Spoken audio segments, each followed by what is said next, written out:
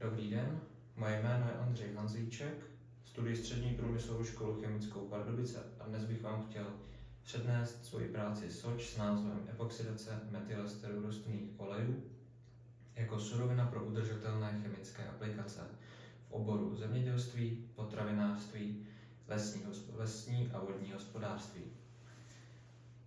Teď se můžeme nyní přesunout na cíl. Cílem byla syntéza epoxidů metylesterů mastných kyselin, analýza vzorků odebraných během těchto syntéz, pozorování průběhu epoxidace pomocí různých analytických metod a díky tomu jsme získali data pro stanovení ideálních podmínek epoxidace. Nyní se povíme něco o rostlinných olejích jako takových. Rostlinné oleje jsou směsi přírodních triacylglycerolů nacházejících se v olejninách, jako jsou například slunečnice, rnička setá, řepka nebo kokos. Získáváme lisováním anebo extrakcí.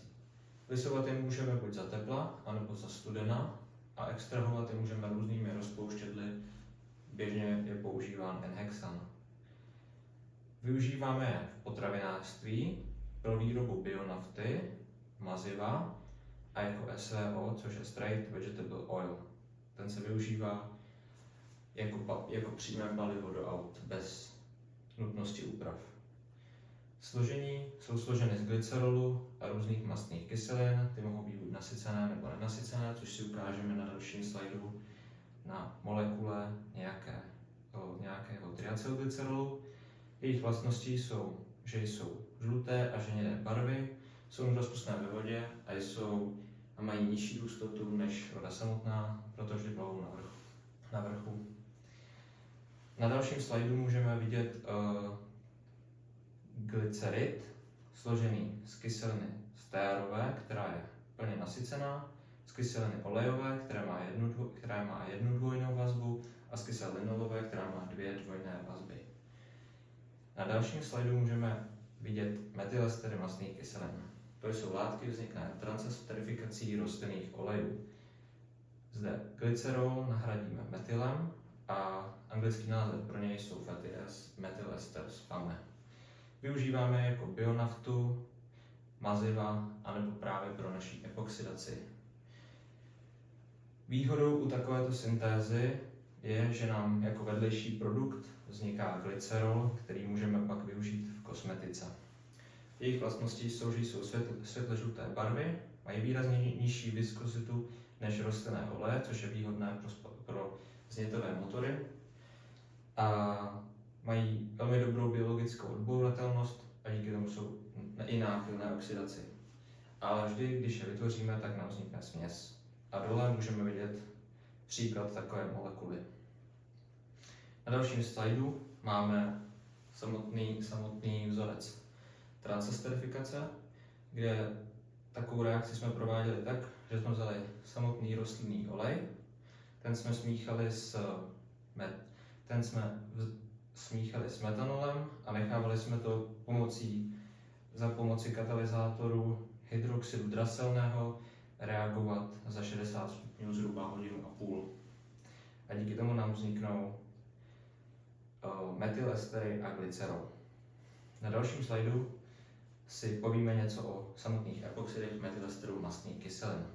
Jsou to látky, které vznikly právě epoxidací metylesterů nenasycených mastných kyselin. Zde je důležité, že nasycené mastné kyseliny nelze epoxidovat, protože nemají dvojnou vazbu. Můžeme epoxidovat i samotné rostlinné oleje, ale to pro nás nebylo výhodné, protože to nejsme schopni analyzovat na GCMS. Jaké je jejich využití? Jako na polymeraci, pro výrobu biologicky rozložitelných maziv, pryskyřic, plastů a lepidel. A jejich vlastností je, že jsou velmi reaktivní díky oxidanovému kruhu, jsou náchylné k oxidaci, mají žlutou barvu a jsou biologicky rozložitelné. A zde můžeme zase vidět příklad epoxidu. Na dalším slajdu máme epoxidaci jako samotnou reakci. Ta probíhala tak, že jsme smíchali metylester s kyselinou mravenčí a postupně jsme přidávali peroxid vodíku. a následně jsme to nechávali 24 hodin reagovat. A během této reakce jsme odebírali vzorky v různých časových intervalech. Jaké jsme použili metody měření? Použili jsme jak titrační, tak instrumentální. Z titrační jsme využili jodové číslo pro míru nenasycenosti a epoxidový index pro míru na epoxidování. Dále jsme využili infračervenou spektroskopii pro zjištění polárních vazeb a určení typu, Ramonovou spektroskopii pro zjištění nepolárních vazeb a taktéž určení typu.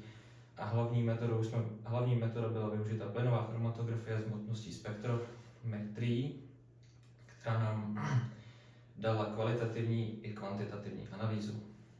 A nyní se podíváme na grafy výsledků GCMS. První graf je graf epoxidace při 30 stupních. Zde můžeme vidět, že nám metylester C18.1 reaguje přímo na jeho epoxid C18.1 EPO a v růžovém obdélníku vidíme, že C18.2 reaguje na dva různé epoxidy C18.2.1 a C18.2.2 epoxid. Dále vidíme, že C18.3 reaguje na tři různé epoxidy C18.3.1 EPO, C18.3 EPO2 a C18.3 EPO3. Na dalším slajdu pak máme epoxidaci při 40 stupních. Zde již vidíme, že z epoxidu C18.2 a C18.2, epoxid 1 a 2, nám vznikají dva další epoxidy, C18.2 EPO a C18.2 EPO2, což dokazuje, že nám zareagovala i druhá vazba, nasycená vazba. Na dalším grafu můžeme vidět, že je rychlejší úbytek nenasycených mastných kyselin je rychlejší, to znamená, že čím je větší teplota, tím reakce probíhají rychleji, ale zároveň dole lze vidět, že epoxidy v nějaký moment začnou ubývat a postupně zmizí úplně. To jde vidět na dalším slajdu pro 60 stupňů, kde můžeme vidět, že epoxidy velmi rychle stoupnou a pak velmi rychle klesnou, což ukazuje na otevírání oxydanových kruhů, které je pro naši reakci nežádoucí. Tak, na závěr bych řekl, že pomocí analytických metod jsme sledovali průběh epoxidace, což jsme splnili. Z naměřených dat bude v budoucnu možné stanovit ideální čas a teplotu epoxidace a díky tomu budeme moct provádět epoxidaci co nejefektivněji, jak časově, tak ekonomicky. Epoxidy mohou sloužit jako náhrada různých materiálů vyrobených z ropy, jako jsou plasty, lepidla, pryskyřice a tak dále. Chtěl bych na závěr poděkovat docentu inženýru Martinu Hájkovi, PhD, za to, že mi pomáhal se sepisováním sočky a konzultace okolo sočky. Inženýru Davidu Kocianovi, PhD, který v době, kdy jsem sočku experimentálně prováděl, tak dělal doktorát a úspěšně ho splnil.